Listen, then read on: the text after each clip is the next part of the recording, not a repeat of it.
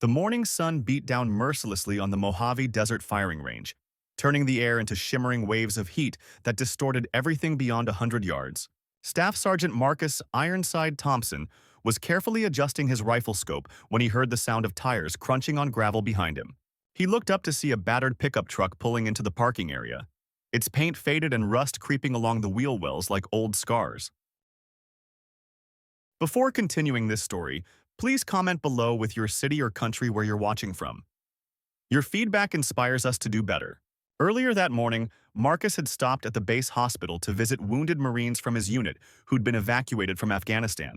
In the pediatric wing, he'd encountered an elderly man quietly reading to a young girl whose father was deployed overseas.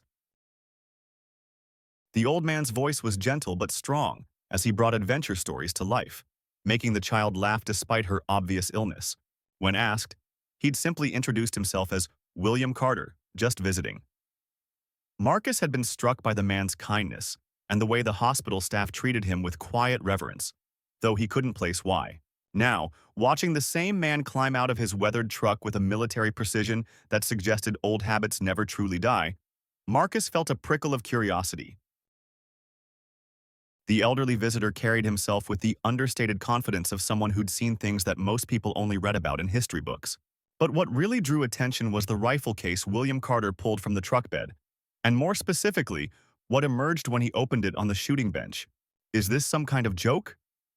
The voice, sharp and laced with the unearned confidence of youth, sliced through the desert air like a blade. Corporal Jake, Bulldog.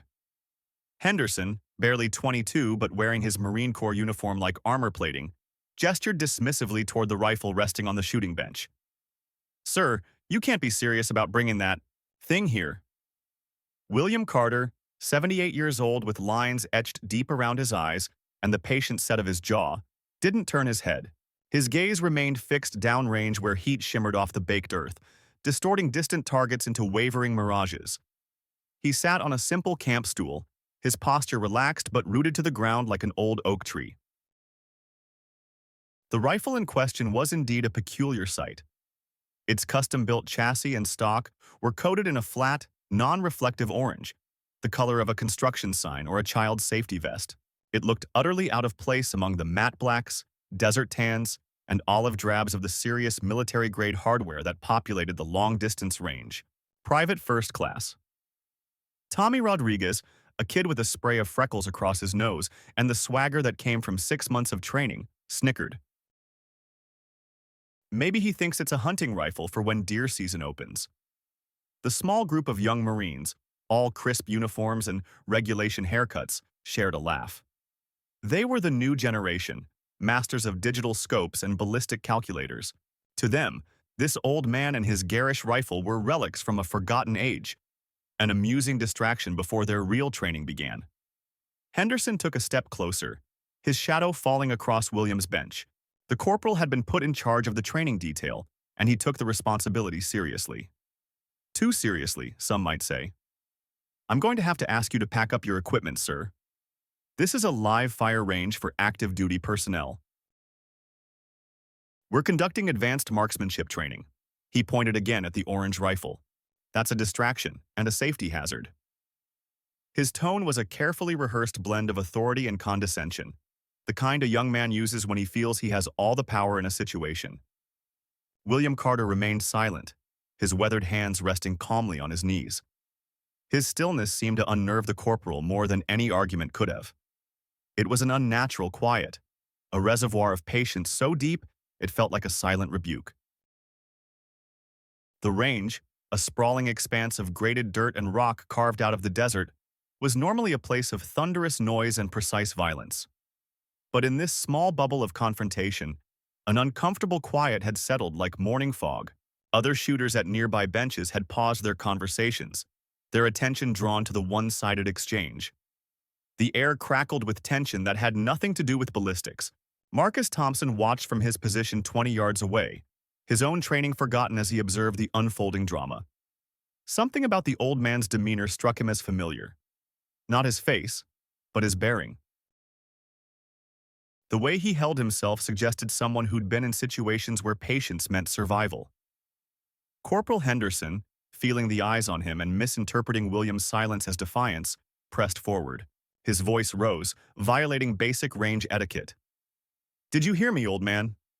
I said, "Pack it up. What are you even doing here? This isn't the local VFW coffee social." He leaned in, lowering his voice to what he thought was a conspiratorial whisper, but was still loud enough for everyone nearby to hear. "You probably don't even have proper clearance to be on this facility." William finally moved. The motion was slow, deliberate, as he reached for his simple canvas range bag. The Marines tensed, expecting him to finally comply. Instead, he drew out a worn leather wallet, the kind that folds over on itself and has been softened by decades of use. He opened it and produced a laminated card, holding it out without a word. Henderson snatched the access permit, glanced at it, then did a double-take. His face flushed as he turned the card over in his hands, searching for some flaw in the documentation.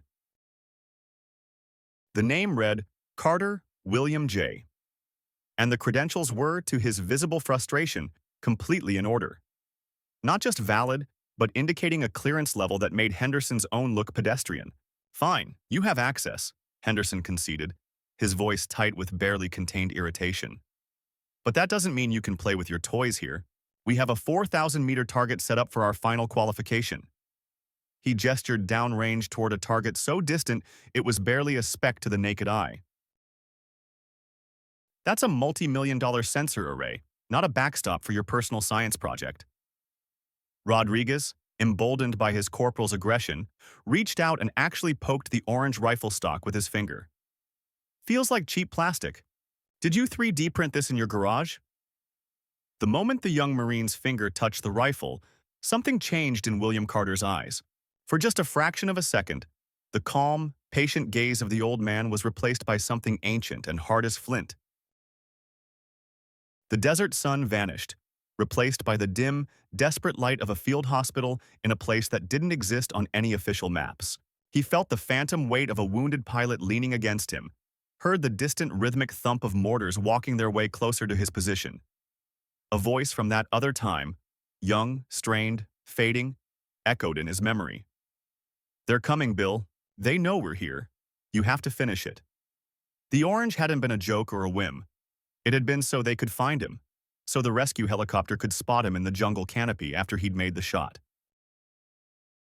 A single point of unnatural color in a sea of green and brown, a beacon that meant either salvation or a very visible grave. He blinked, and the memory receded, leaving the bright desert sun and the smirking faces of the young Marines.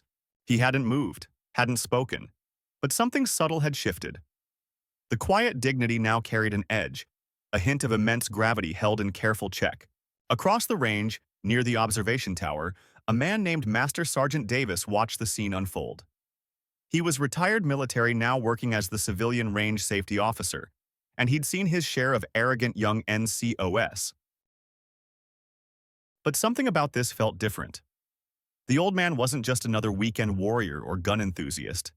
There was an economy of motion in how he sat, a profound stillness that spoke of immense discipline. And the rifle, as odd as it looked, had the clean, purposeful lines of a precision instrument, not a toy.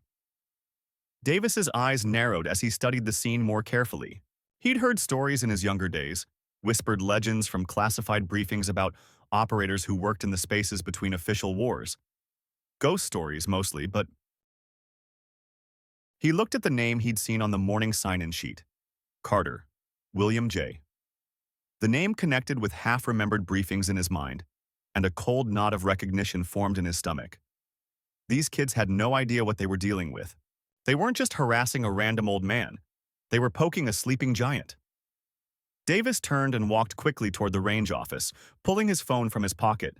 He scrolled through his contacts until he found the number for the base command duty officer. This was way above his pay grade as a civilian employee, a call that could get him fired. But it was also a call he couldn't avoid making. "Lieutenant Morrison, this is Master Sergeant Davis at the long-range facility," he said when the line connected. "I have a situation here that needs immediate command attention." "A discipline issue, Master Sergeant?" The voice was professional but distracted. "Shouldn't that go through the unit chain of command?" "Sir, The civilian they're harassing is named William Carter. Davis kept his voice low and urgent. You need to run that name up the chain immediately and tell them it's about his rifle, the orange one. There was a pause on the other end. Master Sergeant, are you sure about this?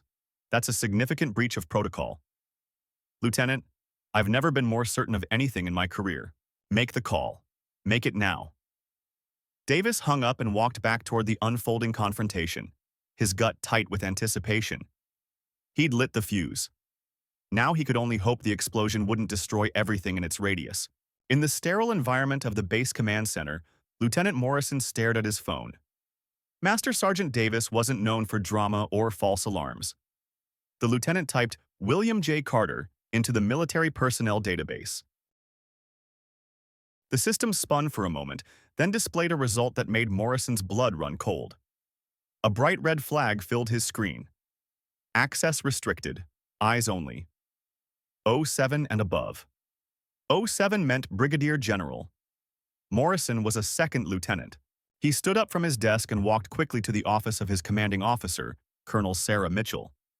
He knocked and entered without waiting for permission. Sir, you need to see this immediately. Colonel Mitchell, a woman whose face bore the weathered look of someone who'd spent 2 decades in desert conflicts, looked up from her paperwork with annoyance. What is it, Lieutenant? Master Sergeant Davis called from the range. There's a situation with a civilian named William Carter. The system flagged him at the highest level.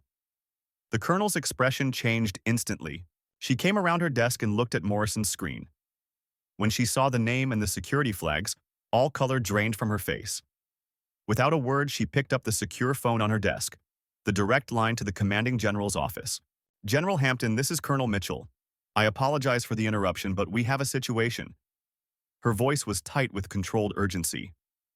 Sir, William Carter is on our range right now. He's in some kind of confrontation with Marines from 2nd Battalion. She listened for a moment, her expression growing more grim. Yes, sir. The ghost of Firebase Charlie. He's here, and some of our Marines don't know who they're dealing with. Another pause. Yes, sir. I'll meet you at the motor pool. We're rolling now. She slammed the phone down and fixed Morrison with a stare that could have melted steel. Get me the 2nd Battalion commander on the line. Tell him his Marines' careers are on the line. Tell him General Hampton is personally responding to his location, and God help anyone who's shown disrespect. Back at the range, Corporal Henderson's patience had finally evaporated. The old man's silent refusal to yield had become a personal insult, and he felt his authority as a Marine NCO being challenged by someone old enough to be his grandfather. All right, that's it. I'm done asking politely, Henderson snapped, his voice cracking with frustration. You are being a disruption to this facility and interfering with Marine Corps training. I'm ordering you to vacate this firing position immediately. He took a menacing step forward, reaching toward William's shoulder with the intention of physically escorting him away from the bench. Maybe you're confused, old man. Maybe you forgot where you are. He never made contact. The sound started as a low rumble, a vibration felt through the soles of their boots. It grew quickly into the percussive roar of multiple high-performance engines pushed to their limits. Every head on the range turned toward the access road. A massive cloud of dust was billowing into the sky, chasing a convoy of 3 black government-plated SUVs and a lead Humvee that were closing the distance at terrifying speed. They weren't just driving, they were charging. The convoy bypassed the main parking area entirely, driving directly onto the graded dirt of the range and skidding to a halt just yards behind the confrontation. Dust hadn't even begun to settle when doors flew open, and figures emerged with disciplined urgency that made the young Marines look like amateurs. Colonel Mitchell stepped out of the lead SUV, but it was the figure who emerged from the second vehicle that caused every jaw on the range to drop. General Hampton, a man known throughout the Corps for his iron will and a combat record that was the stuff of legends, stepped onto the desert floor. His dress uniform was immaculate, his 2 stars gleaming in the harsh sun. His eyes, sharp and intelligent, swept the scene with tactical precision. He ignored everyone else completely. His stride was powerful and direct as he walked straight toward William Carter, who remained seated on his camp stool with the same impossible calm. The entire range had fallen absolutely silent. The only sounds were the crunch of the general's boots on gravel and the metallic pinging of cooling engines. Corporal Henderson stood frozen, his hand still extended in the gesture he'd intended to use to grab William. He looked from the general to the old man and back again, his mind unable to process what was happening. General Hampton stopped directly in front of William Carter. He didn't speak immediately. Instead, he brought his heels together with a sharp crack and snapped into the crispest, most respectful salute Henderson had ever witnessed. It wasn't the perfunctory gesture given to a superior officer. It was a salute of profound, almost reverent respect, the kind a warrior gives to a living legend. "Mr. Carter," Hampton said, his voice clear and strong, carrying across the silent range. "It is an honor, sir. I apologize for the conduct of these Marines. They are ignorant of who they are addressing." He held the salute, waiting. William Carter slowly, gracefully, rose from his stool. Age had stooped his shoulders somewhat, but he stood with a dignity that commanded the attention of everyone present. He gave a slight, acknowledging nod. Only then did General Hampton lower his salute. He turned to face Corporal Henderson, and the respect in his eyes was replaced by glacial fury. "Corporal," he began, his voice dangerously quiet, "do you have any idea who this man is?" Henderson, pale and trembling, could only stammer. "No, sir. He's a civilian, sir." "A civilian?" Hampton let out a short, humorless laugh. "Corporal, you and your men are standing before a legend. This is not just any civilian. This is William Carter." He said the name as if it were a benediction, letting the weight of it hang in the desert air. "For those of you too young or too ignorant to recognize that name, let me educate you." His gaze swept the assembled crowd. "This man holds our nation's highest civilian awards for valor. He served as a special operations consultant for 37 years, much of that time in places your security clearance will never be high enough to learn about." Hampton gestured toward the orange rifle. "This weapon that you found so amusing, this toy, is the prototype for the M2010 enhanced sniper rifle that some of you carry. Except this one is better. Mr. Carter designed and built it himself in a forward operating base using salvaged materials and a block of aircraft aluminum." The general's voice took on a reverent tone. "The orange paint you mocked wasn't a joke or poor taste. It was camouflage of a different kind. When Mr. Carter spent 6 days alone behind enemy lines protecting a downed pilot, that color was what allowed the rescue helicopter to spot his position for extraction. That paint saved his life and the life of Captain Patricia Hayes, who went on to become the first female commanding general of Marine Forces Pacific." The silence on the range was now absolute, thick with shame and awe. Corporal Henderson looked as if he wanted the earth to swallow him whole. His Marines stared at their boots, faces burning with humiliation.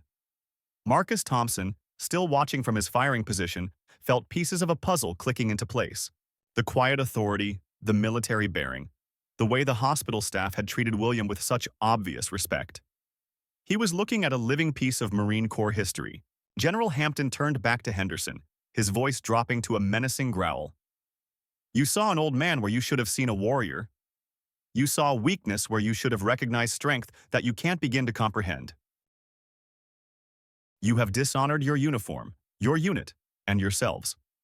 He pointed at Henderson with a finger that shook with controlled rage.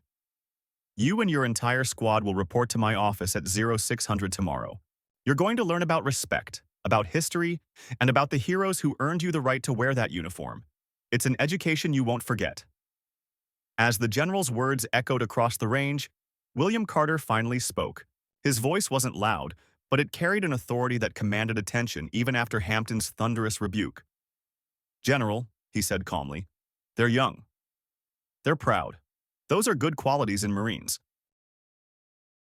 They just need to learn how to focus them properly." He turned his gaze to Corporal Henderson, and there was no anger in his eyes, only profound, weary wisdom. "Your job isn't to be the strongest person in the room, son. It's to recognize and respect the strength that came before you. Humility is a heavier load than any combat pack, but it's the one that will carry you the farthest." Henderson found his voice, though it came out as barely more than a whisper. Sir, I had no idea. I'm sorry. I'm truly sorry. William nodded slowly. We all make mistakes, Corporal. The measure of a man isn't whether he stumbles, it's whether he learns from the fall. As he spoke, William's hand rested on the stock of his orange rifle, and for a moment his eyes grew distant. Another flash of memory, sharper this time, more vivid. He was in a makeshift workshop, the air thick with machine oil and humid jungle air. His hands, 40 years younger, worked with steady precision as he milled the rifle's receiver. The wounded pilot he'd been protecting lay on a cot nearby, feverish and barely conscious. "Why orange, Bill?" Captain Hayes had mumbled through her pain. William hadn't looked up from his work. "Because I only plan on needing one shot," he'd replied. "After that, I want to be easy to find, one way or another." It had been a statement of absolute confidence backed by deadly skill. He was building a weapon that would either complete the mission or serve as a beacon for his own grave marker. The memory faded, leaving him back in the present, surrounded by young Marines who were just beginning to understand the weight of the legacy they'd inherited. The consequences were swift and comprehensive. General Hampton was true to his word. Henderson and his squad spent the next month on intensive remedial training that went far beyond typical disciplinary action. They didn't just learn military history, they lived it, spending their days maintaining historical exhibits at the base museum, and their evenings writing detailed essays on Medal of Honor recipients. More importantly, they began to understand the difference between confidence and arrogance, between strength and mere aggression. The story of the old man with the orange rifle spread through the base like wildfire, becoming a powerful reminder that heroes often walk among them unrecognized and unheralded. An official base-wide directive was issued requiring all personnel to attend annual training on veteran interaction and proper respect for those who'd served before them. 3 weeks later, Corporal Henderson found himself in the base library. He was there voluntarily, poring over declassified mission reports from conflicts spanning half a century. He'd become fascinated by the history he'd never bothered to learn, the foundation upon which his own service was built. The door opened, and William Carter walked in. The old man moved with the same quiet purpose Henderson now recognized, heading toward a section on advanced engineering and weapons development. Henderson's heart hammered as he stood up, his chair scraping against the floor. He approached William with careful respect, his posture rigid with military bearing he'd never truly understood before. "Mr. Carter," he said, his voice barely above a whisper. "Sir, I wanted to apologize properly. There's no excuse for my behavior that day. I was arrogant, ignorant, and completely wrong. I dishonored everything I should stand for as a Marine."